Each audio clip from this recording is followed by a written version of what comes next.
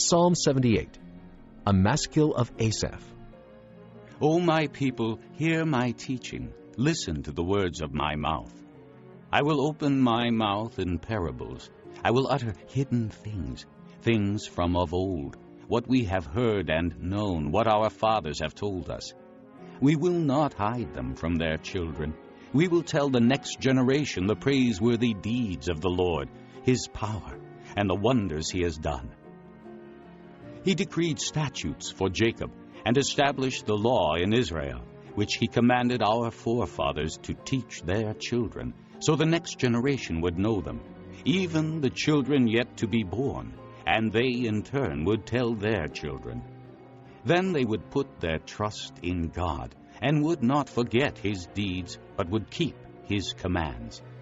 They would not be like their forefathers, a stubborn and rebellious generation whose hearts were not loyal to God, whose spirits were not faithful to Him. The men of Ephraim, though armed with bows, turned back on the day of battle. They did not keep God's covenant and refused to live by His law. They forgot what He had done, the wonders He had shown them. He did miracles in the sight of their fathers in the land of Egypt, in the region of Zoan. He divided the sea and led them through. He made the waters stand firm like a wall. He guided them with the cloud by day and with light from the fire all night. He split the rocks in the desert and gave them water as abundant as the seas. He brought streams out of a rocky crag and made water flow down like rivers. But they continued to sin against Him, rebelling in the desert against the Most High. They willfully put God to the test by demanding the food they craved. They spoke against God, saying, "Can God spread a table in the desert?" When He struck the rock, water gushed out and streams flowed abundantly. But can He also give us food? Can He supply meat for His people? When the Lord heard them, He was very angry. His fire broke out against Jacob, and His wrath rose against Israel, for they did not believe in God or trust in His deliverance. Yet He gave a command to the skies above and opened the doors of the heavens. He rained down manna for the people to eat. He gave them the grain of heaven.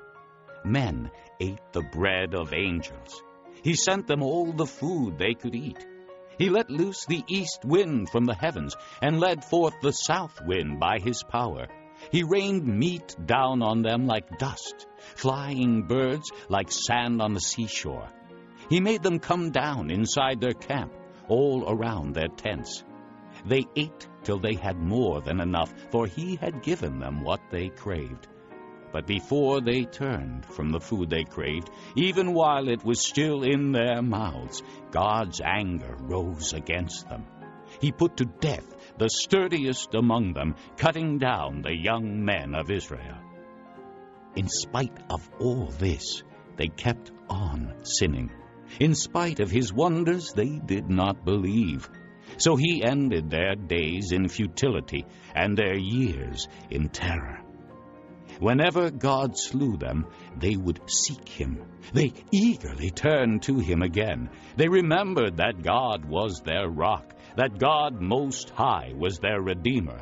But then they would flatter Him with their mouths, lying to Him with their tongues.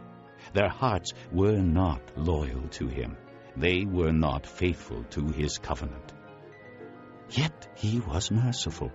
He forgave their iniquities and did not destroy them. Time after time He restrained His anger and did not stir up His full wrath.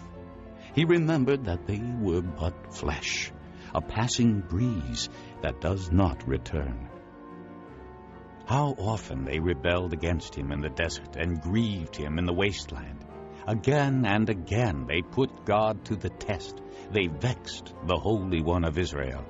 They did not remember His power, the day He redeemed them from the oppressor, the day He displayed His miraculous signs in Egypt, His wonders in the region of Zoan. He turned their rivers to blood. They could not drink from their streams. He sent swarms of flies that devoured them, and frogs that devastated them. He gave their crops to the grasshopper, their produce to the locust. He destroyed their vines with hail, and their sycamore figs with sleet. He gave over their cattle to the hail, their livestock to bolts of lightning. He unleashed against them his hot anger, his wrath, indignation, and hostility, a band of destroying angels. He prepared a path for his anger. He did not spare them from death, but gave them over to the plague. He struck down all the firstborn of Egypt, the firstfruits of manhood in the tents of Ham. But he brought his people out like a flock. He led them like sheep through the desert. He guided them safely, so they were unafraid, but the sea engulfed their enemies. Thus he brought them to the border of his holy land, to the hill country his right hand had taken. He drove out nations before them, and allotted their lands to them as an inheritance. He settled the tribes of Israel in their homes.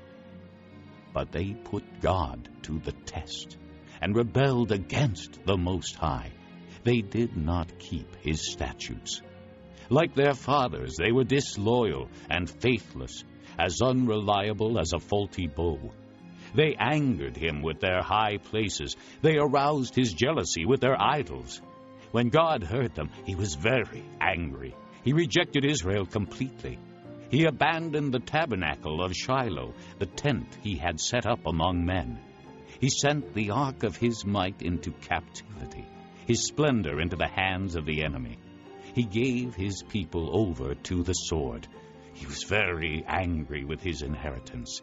Fire consumed their young men, and their maidens had no wedding songs.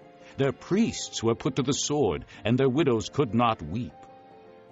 Then the Lord awoke as from sleep, as a man wakes from the stupor of wine. He beat back his enemies. He put them to everlasting shame. Then he rejected the tents of Joseph. He did not choose the tribe of Ephraim, but he chose the tribe of Judah, Mount Zion, which he loved. He built his sanctuary like the heights, like the earth that he established forever. He chose David his servant and took him from the sheep pens. From tending the sheep he brought him to be the shepherd of his people Jacob, of Israel his inheritance. And David shepherded them with integrity of heart. With skillful hands he led them.